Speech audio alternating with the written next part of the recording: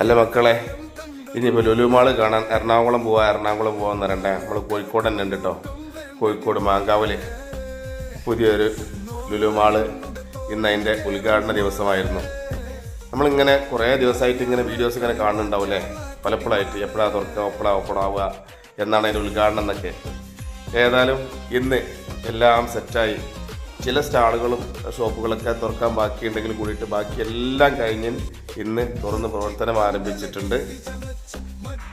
നമ്മളോട് പോയിരുന്നു, കുറച്ച് വീഡിയോസൊക്കെ എടുത്തു. പ്രേക്ഷകരായിട്ടുള്ള നിങ്ങളിന്ന് കാണിക്കുകയാണ്. പലരും വീഡിയോ മുഖേനൊക്കെ കണ്ടിട്ടുണ്ടാവും.